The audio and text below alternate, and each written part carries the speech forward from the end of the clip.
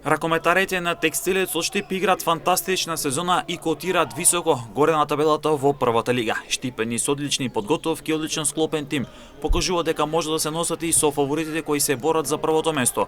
Таков беше случајот со Вардар Неготино, кога големиот фаворит беше поразен среде Штип, а поразот од Текстилец се рефлектираше со тренерска промена кај тимот од Неготино, па на местото на ракометната легенда Пепи Манасков дојде Игор Котевски.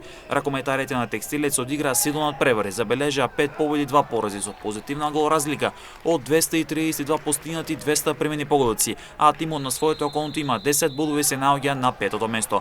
Ако се направи преглед на самата табела, тогаш Младост Богданци е прв со 14 бодови, Вардар Неготино е втор со 12 бодови, но овој тим има меч повеќе. Мулти Есенс е трет со 12 бодови, а четврти е Драчо Јуниор исто така со 12 бодови, па следува Текстилец на петото место со 10 бодови. Во следното коло Текстилец на домашен терен во Штип ќе го пречека непоразениот лидер Младост Богданци, што ќе биде тежок надпор за штипскиот тим, но силно мотивиран ќе атакува на триумф и против големиот фаворит од Богданци, особено фактот што во Штип беше соволан тимот на Вардар Неготино, кој исто така се бори за влез во Суперлигата. Инаку, првопласираниот тим обезбедил директен влез во Суперлигата, а пак второпласираниот тим игра бараж за можен влез со тимот кој ќе биде претпоследен во суперлигашкиот плејаут.